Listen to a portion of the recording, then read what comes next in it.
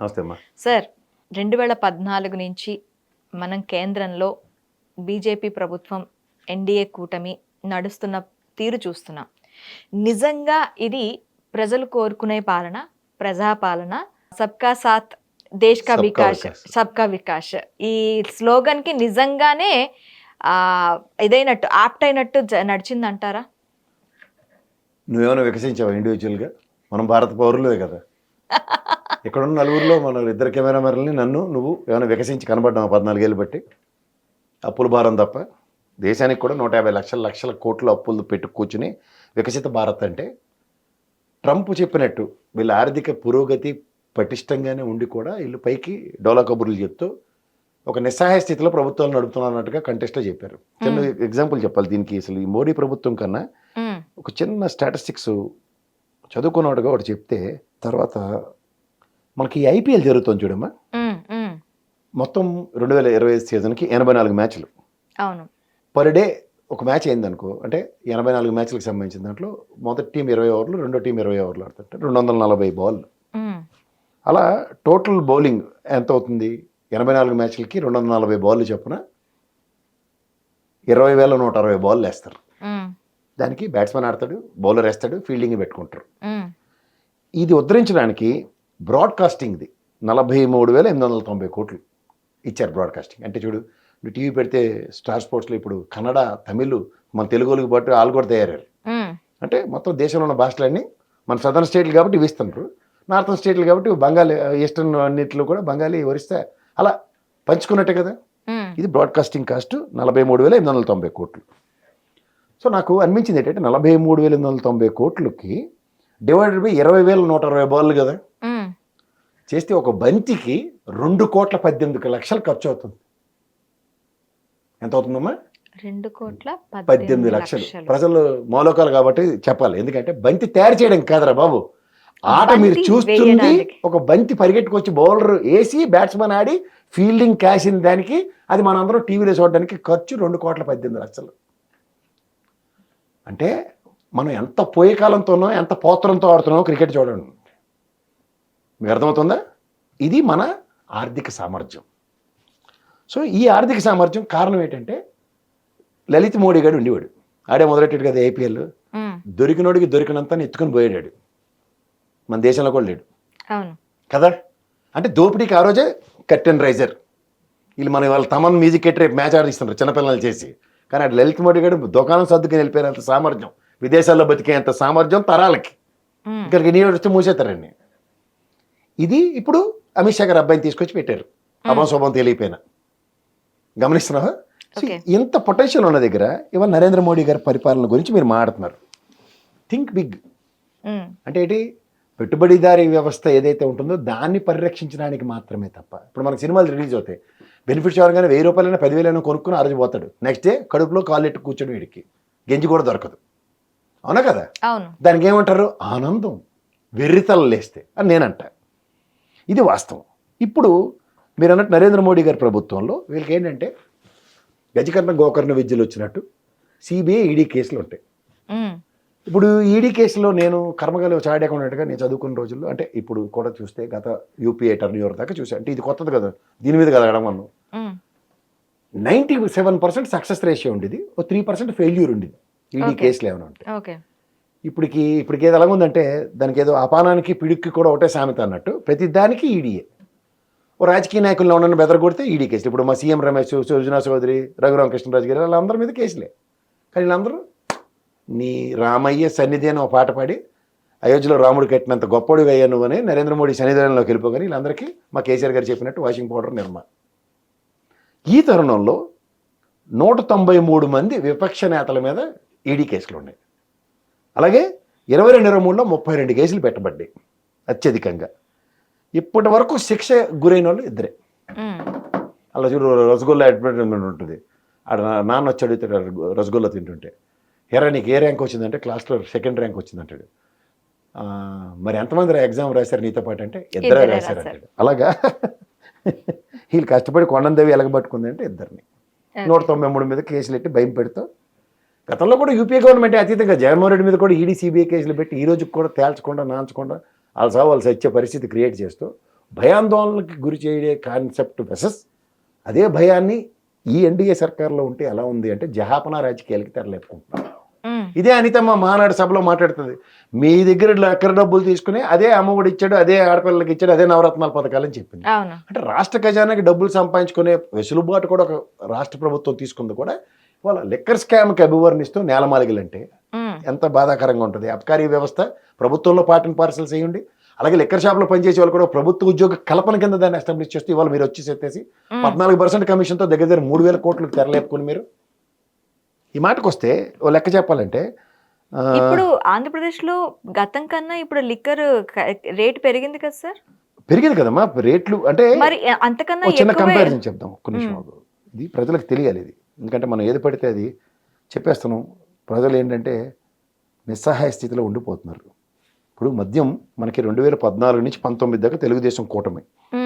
ఇప్పుడు 14-15లో ఐఎంఎల్ అంటే మద్యం 2.88 కోట్లు, బీర్లు కేసుల్లో 1.74 కోట్లు, 15-16 3.6 కోట్లు, 1.75 కోట్లు బీర్లు, 16-17 3.32 కోట్లు, 1.78 కోట్లు బీర్లు, 17-18లో 3.60 కోట్లు, 2.27 కోట్లు బీర్లు, 18-19 3.84 కోట్లు, 2.77 కోట్లు అత్యధికంగా అమ్మారు. ఇది కదా లెక్క. ఇప్పుడు జగన్మోహన్ రెడ్డి ప్రభుత్వం కొద్దాం. 19-20 3.8 కోట్లు ఐఎంఎల్ అమ్మారు, 2.12 కోట్లు బీర్లు. 20-21 మనకి కరోనా పాండమిక్ కదా, 1.87 కోట్లు ఐఎంఎల్, 57 లక్షల బీర్లు. 21-22లో 2.63 కోట్లు, 82 లక్షల బీర్లు. 22-23లో 3.35 కోట్లు, 1.16 కోట్లు బీర్లు.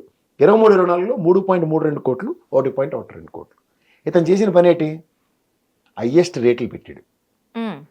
తర్వాత ఎన్ని ఉండేవి తెలుసామా? మద్యం మీకు 4,380 షాపులు ఉంటే 2,394 కుదించాడు.